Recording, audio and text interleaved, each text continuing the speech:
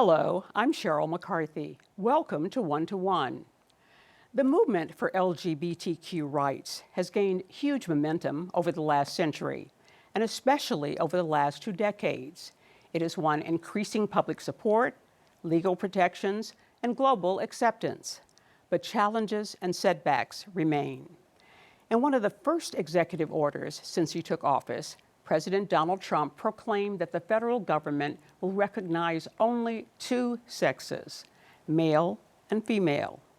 What does this mean for the LGBTQ community going forward? And is there any way of fighting back? Joining me today is Matt Brim, Executive Director of the Center for LGBTQ Studies at the CUNY Graduate Center, Professor of Queer Studies in the English Department at the College of Staten Island, and a faculty member of the Women's and Gender Studies program at the Graduate Center. Welcome. Thank you. Tell me about the Center for LGBTQ Studies at the Graduate Center. It's also known as CLAGS. Yep. Tell me about it. So, what is it and what do you do? Yeah, CLAGS is the first university-based LGBTQ Studies research center in the United States. Next year will be the 40th anniversary of our founding in 1986.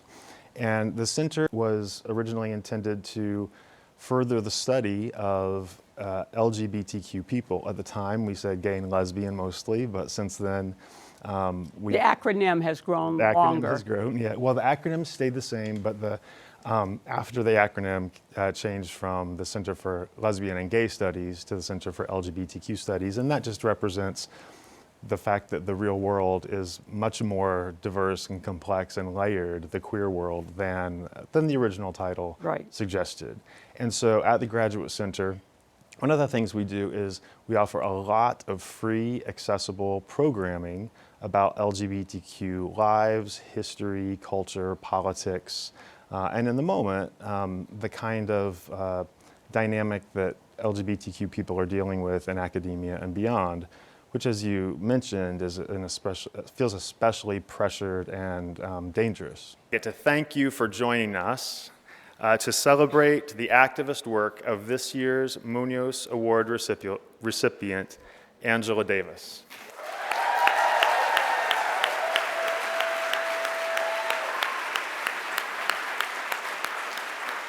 Well, I think freedom is always a constant struggle, and it's not so much about the destination, because we often tend to imagine freedom as a destination.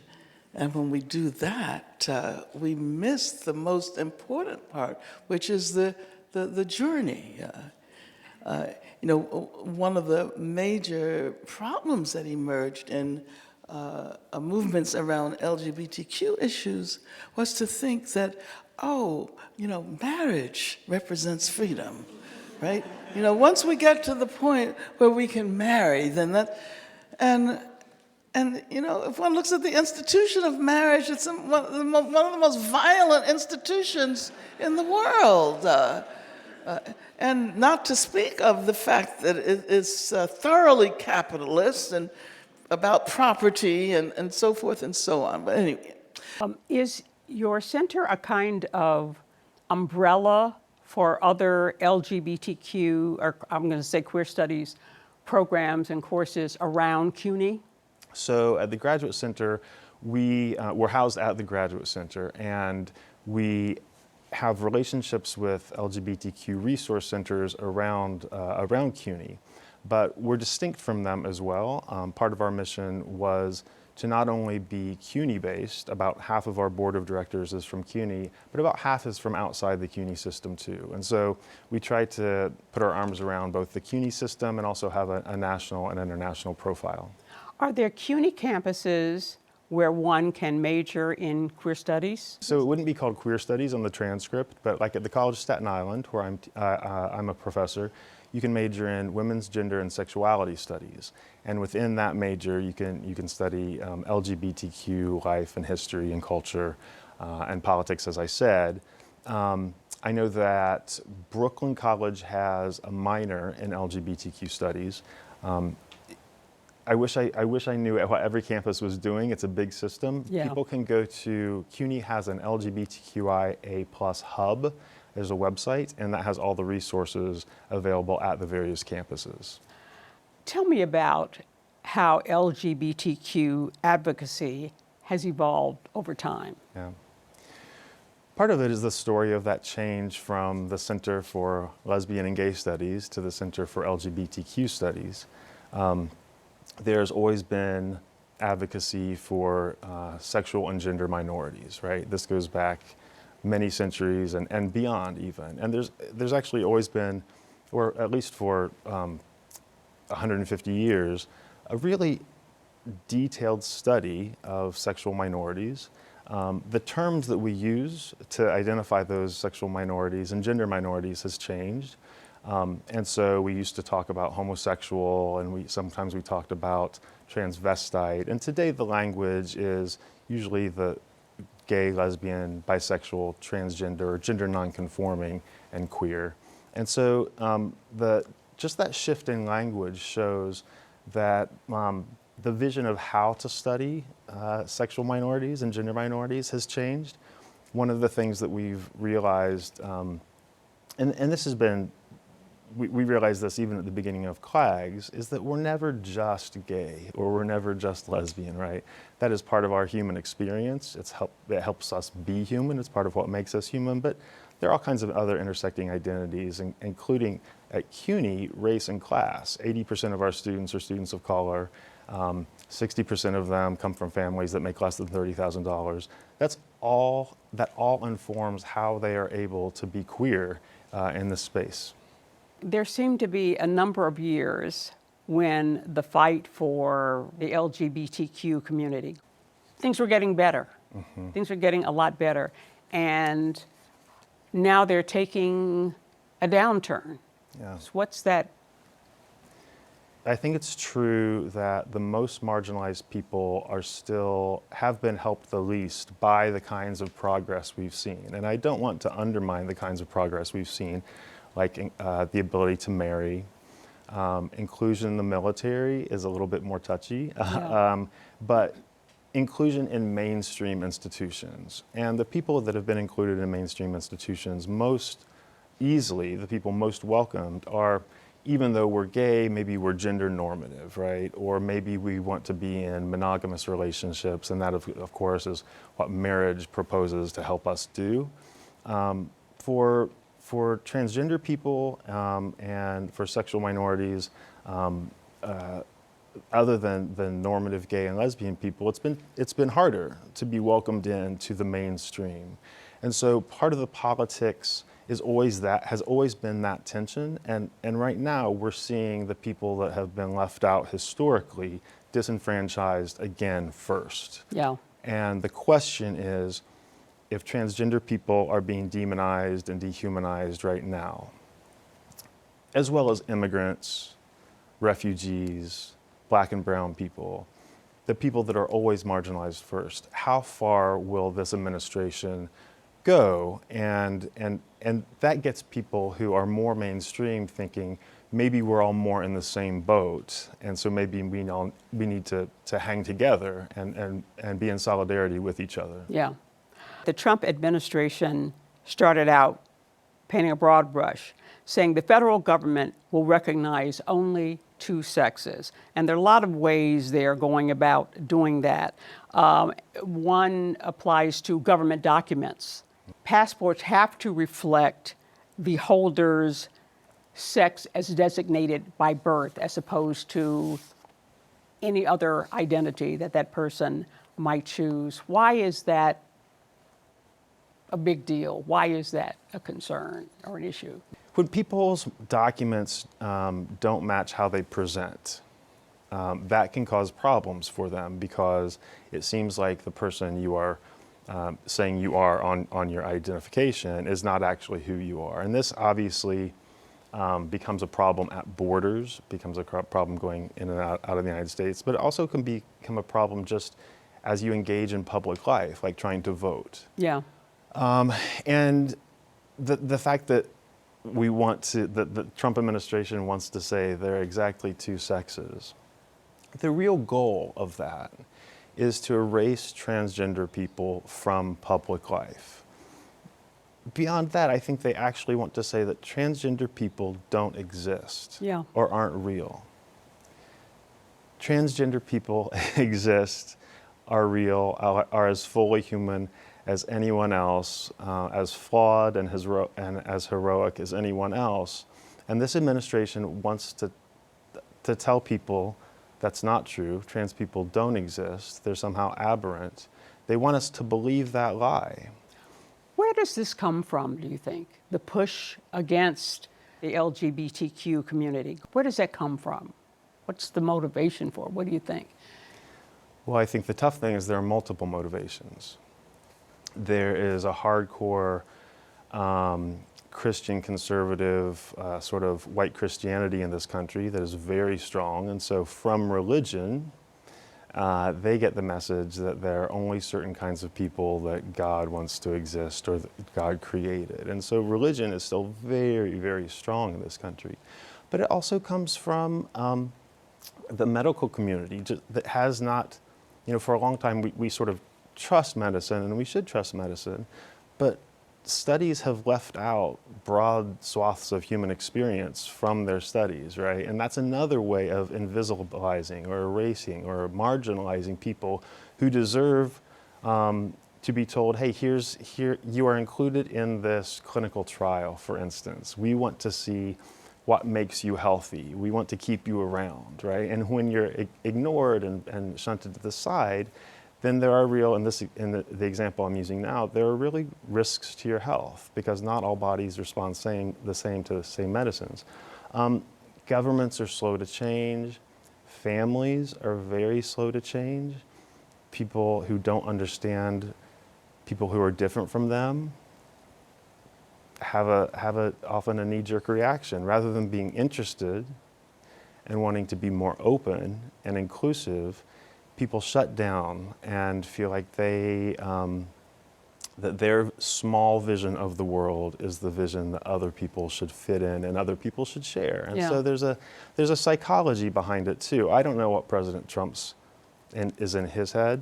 The kind of animus he is able to get behind and to motivate in others, whether he believes it or not, is incredibly dangerous. Yeah. One of the edicts either does or seeks to bar the use of taxpayer money from being used for gender transition care. Talk to me about that and why that's not good. Yeah, well, gender-affirming care is healthcare. Gender-affirming care is healthcare. This country has never been great about providing healthcare to the people who live here anyway. And so we don't rest on really solid ground in terms of thinking that healthcare is a human right. Once we dehumanize trans people, then certainly healthcare becomes an even further stretch for them.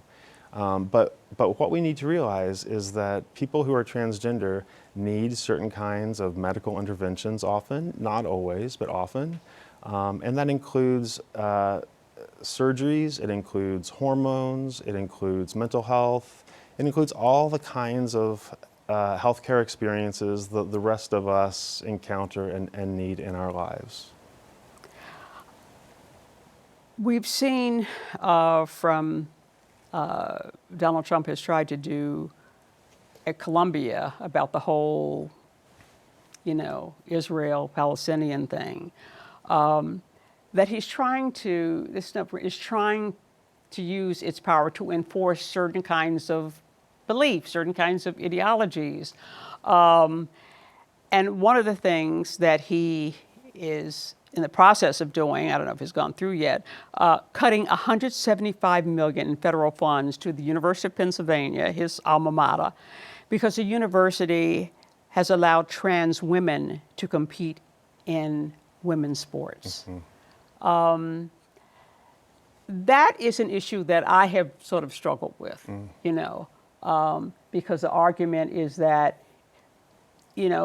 trans women, even though they're taking doing certain kinds of hormone therapy, have a physical advantage over women. So really, it's really is about letting trans women compete with other women sports. How do you feel about that? And so I think the way that our attention is getting focused is at elite athletes, people who are very good, right?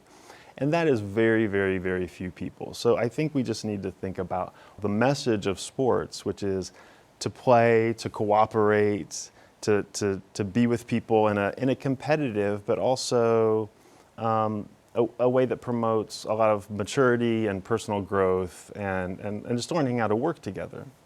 That's what sports is about.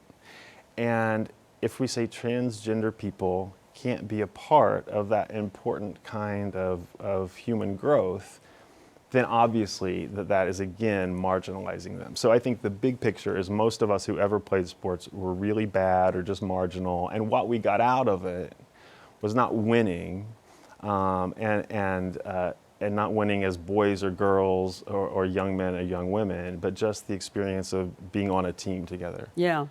Once people start taking hormones, the body changes, and after science says from 1 to 3 years, a trans woman's physicality and athleticism will be basically on par with the cisgender woman's. And so there are scientific interventions that can level the playing field.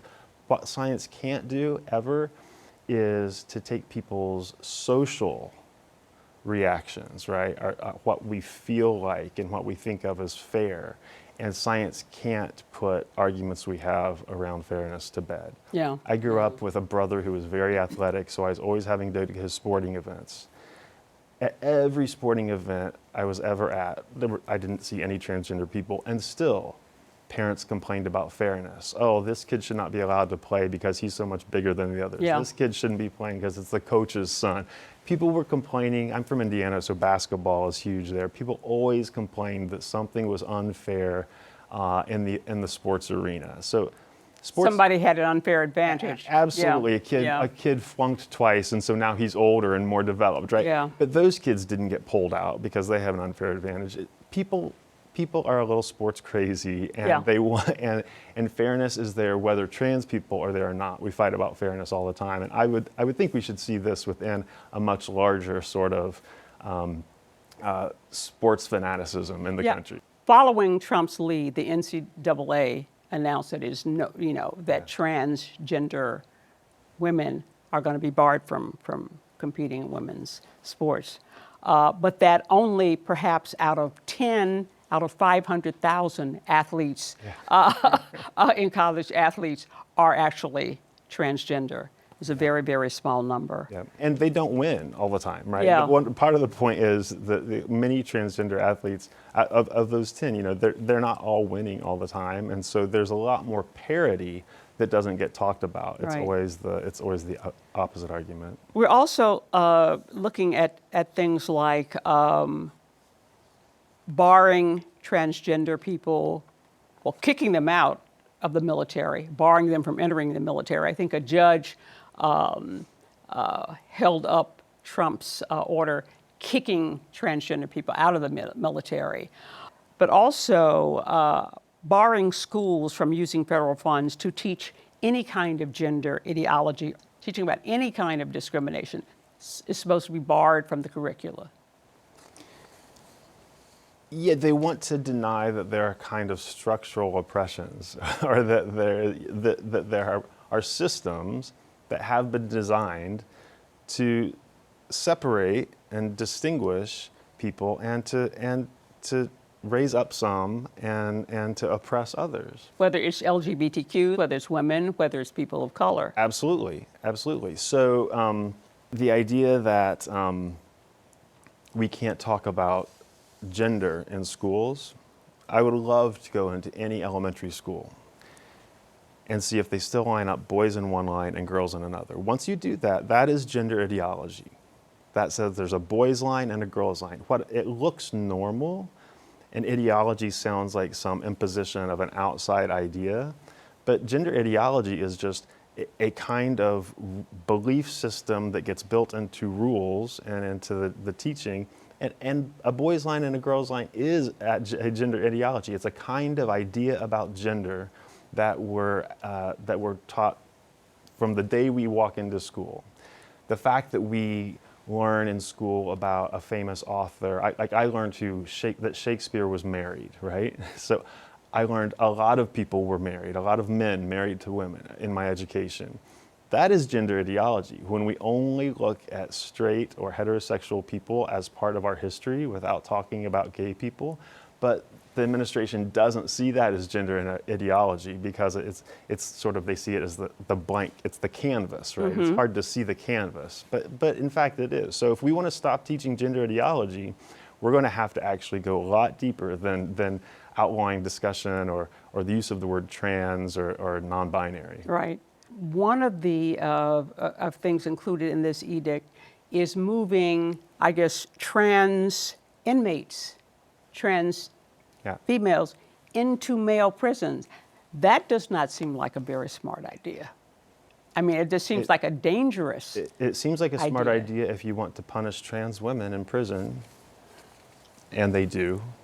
It seems like a good idea if you say you don't deserve the health care that you need in prison. You can't obviously go get it on your own, and we're going to refuse really needed health care to people in prison. We're going to take you off hormones. We're not going to give you the supplies you need. We're going to tell you how you can wear your hair. We're going to put you in a place where studies have shown you are at incredibly heightened risk for abuse. Right, right. And that is a punishment system that the Trump administration, under the guise of a kind of scientific biological determinism, they're just men and women. It's a kind of punishment system that they're very interested in advancing, and prisons is one of the places that they can do it. What kind of impact, I guess, mentally, psychologically, has this had on the people in the LGBTQ community, and what are activists in that community talking about trying to do to navigate these political waters? Yeah, I think that people, a lot of us have been back on our heels because these attacks are so many and they keep coming day after day. And so one of the things that it is disorienting. I think there's a lot of disorientation among the LGBTQ community. There's a lot of fear.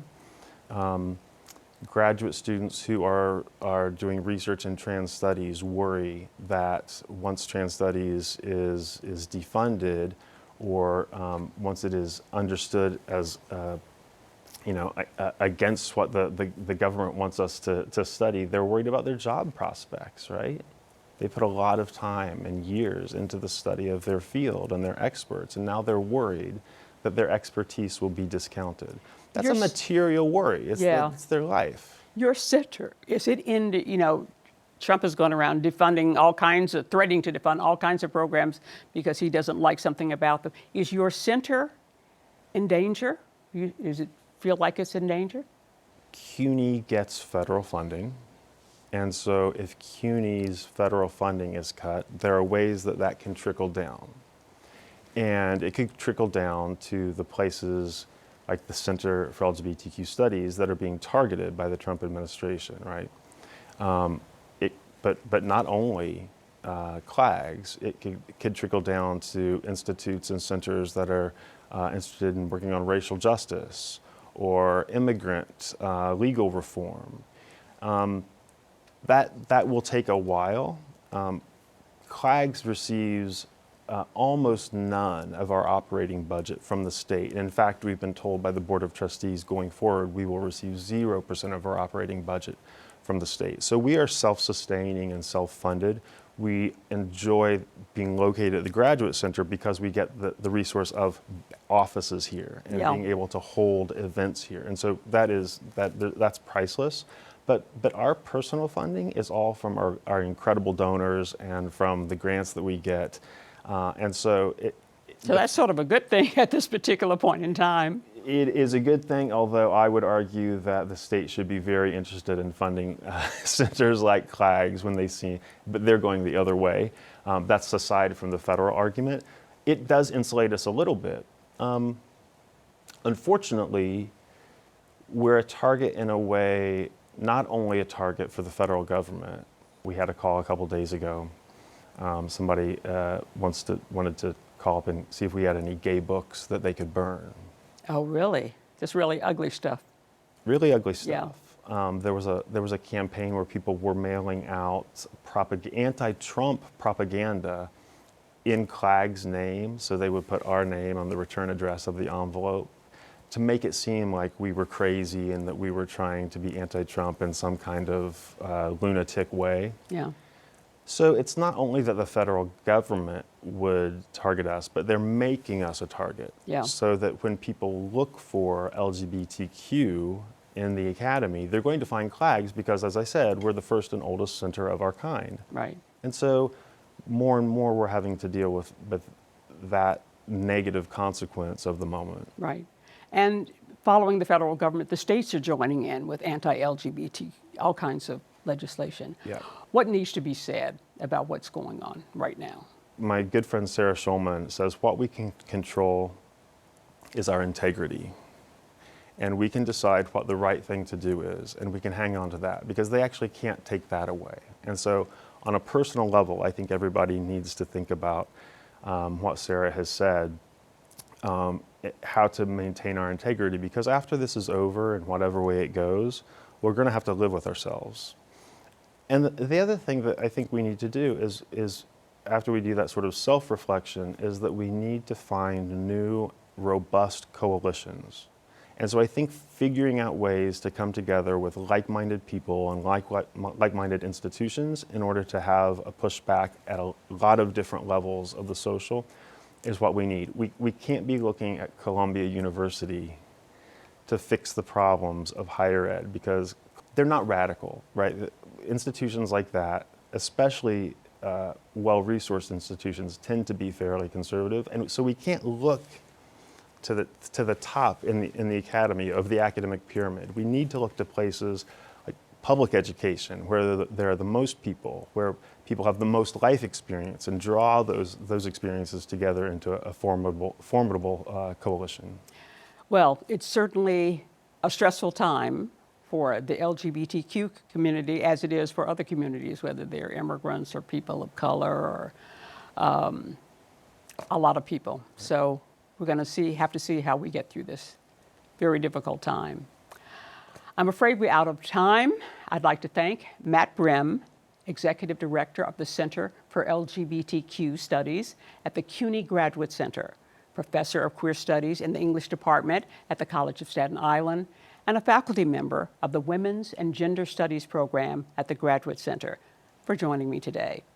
To learn about our upcoming shows, you can follow us on Instagram at One-to-One CUNY TV, and you can watch the show on the go by downloading the CUNY TV app. For the City University of New York and One-to-One, I'm Cheryl McCarthy.